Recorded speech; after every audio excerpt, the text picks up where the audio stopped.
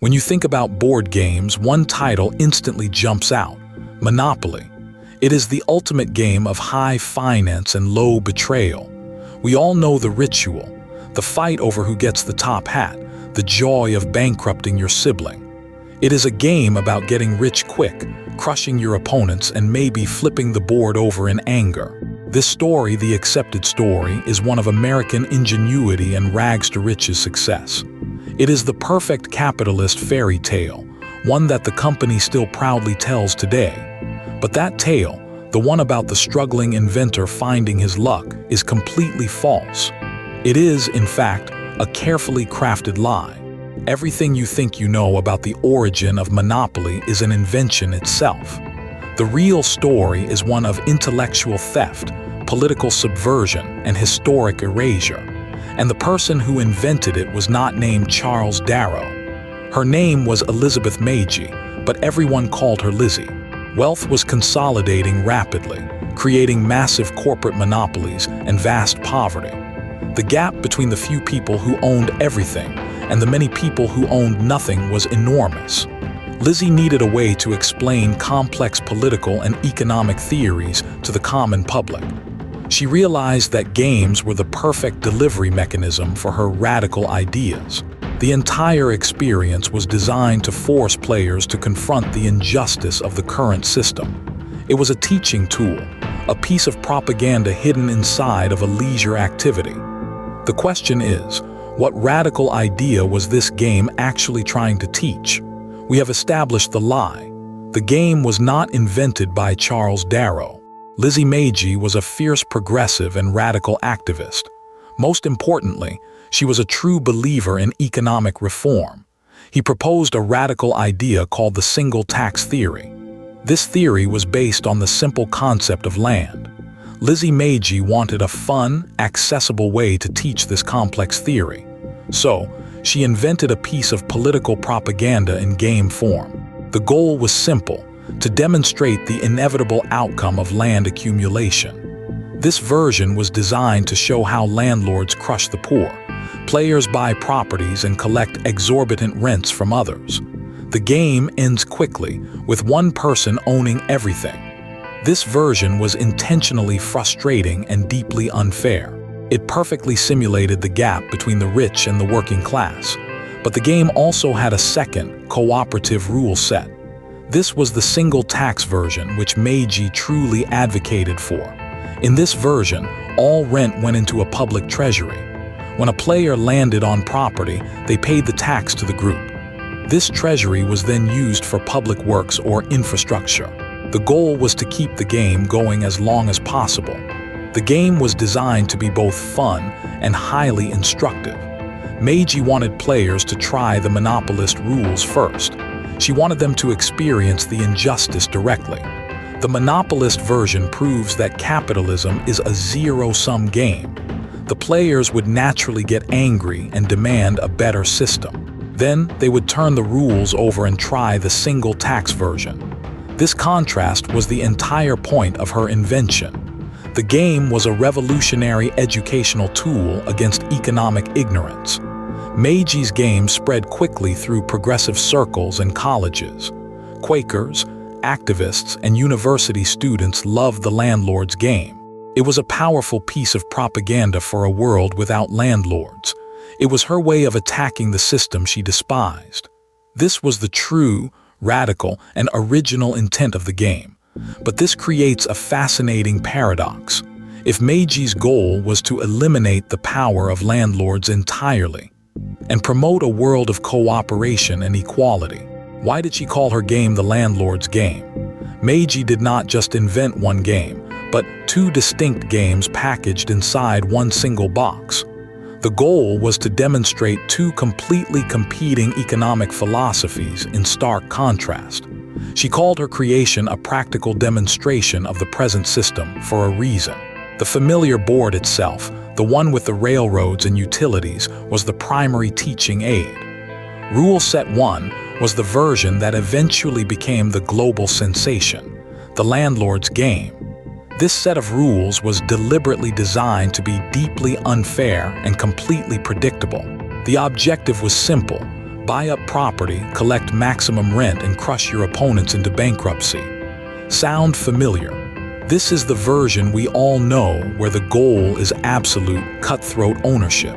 In this game, if you landed on someone else's property, you had to pay them directly. If you managed to acquire a monopoly owning all properties of a color group, the rent skyrocketed. The game was mathematically engineered to ensure one outcome: the total bankruptcy of every player but one. Magie wanted players to experience the crushing, inevitable consequences of the existing capitalist system. It was a simulation of the world outside, where those who controlled the land inevitably controlled the wealth. After just an hour or two, players would feel the deep frustration, the stress, and the profound injustice of their situation. This rule set was not meant to be fun. It was designed to make players angry enough to demand political change. But Lizzie Magie was not a pessimist. She offered the necessary alternative. The second, entirely separate set of instructions was called the prosperity game. This was Magie's vision of what the world could be, based on the principles of social equity. The objective changed completely.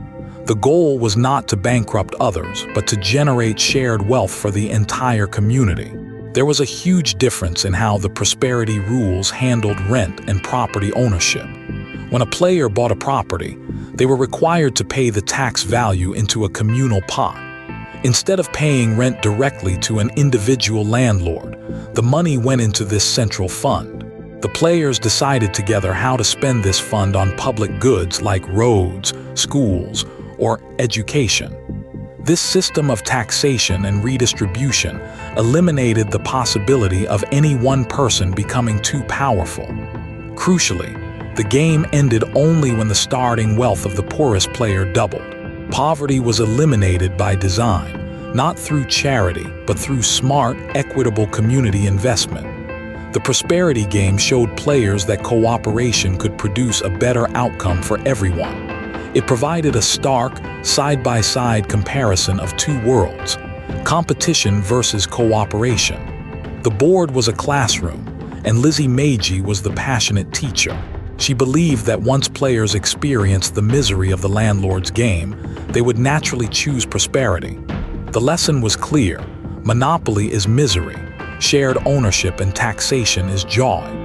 Magie saw her game as an unstoppable tool for political and economic enlightenment. She was certain that the two rule sets would always be taught together, proving her core point.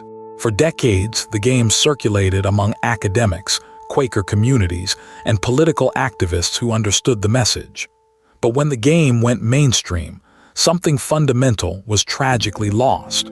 One of the two crucial rule sets, the one promoting cooperation, vanished completely. The public embraced the cutthroat, hyper-competitive version, the one designed only to make them angry. The pedagogical tool, meant to expose the flaws of monopoly, was transformed into a celebration of it. The game, designed to fail, to prove a political point against capitalism, became a nationwide success.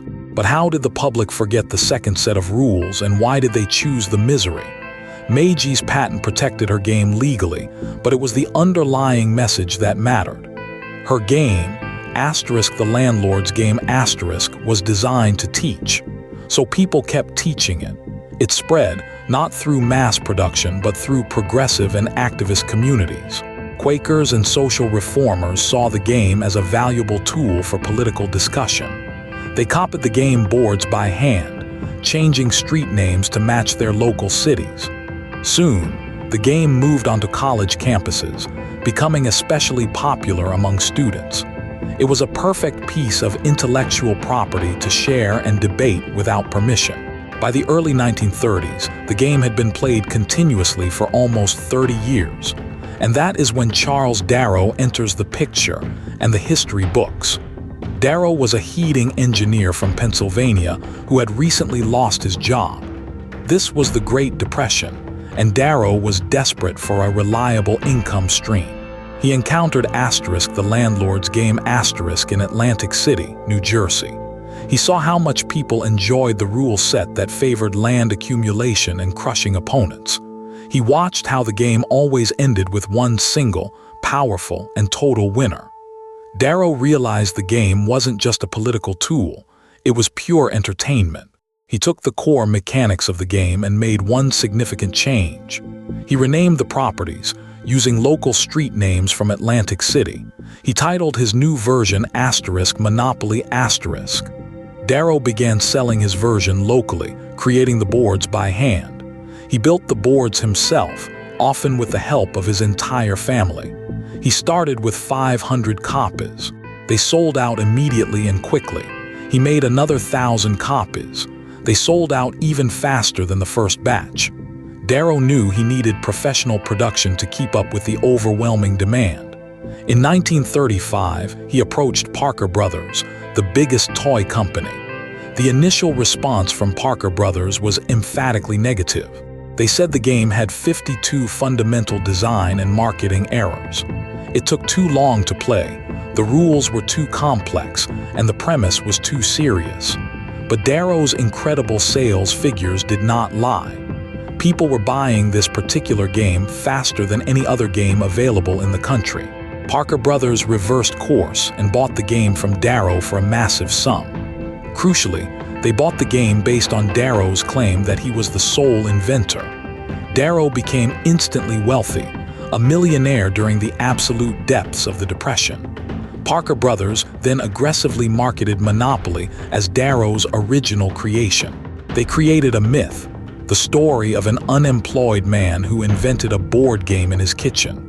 This narrative perfectly aligned with the popular American dream ideology. The true 30-year history of the Landlord's game was simply erased. The purpose of the game, the original 2 sets of rules, the political lesson all gone. Lizzie Magie did try to fight back against this corruption and appropriation.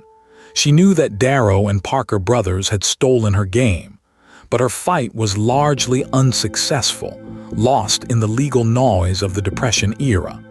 Her socialist teaching tool had become a celebration of unchecked capitalism. Did Magie ever truly understand how completely her message had been corrupted? So, we arrive at the great irony of the Landlord's game, and arguably, the entire American century. Lizzie Magie invented a teaching tool designed to critique the system of unchecked land ownership. We now play it as a celebration of the exact system she was trying desperately to warn us about. The tragedy is simple. Only one of her 2 essential rule sets survived contact with mass production. When Parker Brothers bought the patent, they acquired both the Landlord and the Prosperity rulebooks. But they immediately buried the prosperity rules, the ones encouraging shared wealth and cooperation. Why would they intentionally delete the rules that made the game fair, balanced, and potentially short? Because the Landlord's game rule set the destructive one made for a much better consumer product. The goal was not to educate, but to entertain, and ruthless entertainment sells millions of copies. Parker Brothers understood that hypercapitalism is far more engaging when it involves active humiliation. They monetized the frustration. They bottled the rage. They sold the experience of absolute economic ruin. Think about the emotional frame of the modern Monopoly player. It is not enlightenment. We don't play Monopoly to feel enlightened about Henry George's single tax theory. We play it to fight. We play it for the cathartic, high-energy experience of family conflict. The game is famous not because it is inherently fun, but because it is almost unbearable to finish. The game forces you to experience the crushing, inevitable reality of unchecked wealth accumulation. Your sibling owns Boardwalk and Park Place, and now your financial destiny is sealed forever. You borrow, you mortgage, you plead, but the outcome was determined hours ago when you rolled a 1. And it is that precise, predictable, soul-crushing unfairness that makes the game a masterpiece of critique. This is where Lizzie Magie wins. The success of the modern game is proof that her warning was correct. The game works because the Landlord rules demonstrate exactly what happens when 1% controls everything. Monopoly is not a celebration of capitalism, but a flawless, mechanical demonstration of its structural flaws. It is an engine designed to generate anger. It is a machine built to manufacture frustration. The sheer hyperbole of the experience, the screaming, the table flipping, the storming out of the room, that is the sound of the landlord's game working perfectly, just as Magie intended it to work. She designed the game to make you so miserable that you would demand the prosperity rules be implemented. Parker Brothers simply removed the escape hatch, leaving you trapped in the pedagogical cage. They kept the landlord's game the game of destruction and branded it as the American dream. This leaves us with a final, crucial question about the real estate we own and the rules we follow. When the banker hands you $500 for passing go, who is truly benefiting from that moment? Are you rewarding the spirit of the true inventor who sought collective well-being? Or are you simply driving the final stake into the coffin of her original, radical intent? Every single time you roll the dice and move your tiny metal piece across that familiar board. When you land on Boardwalk, are you still playing her game, or are you playing theirs?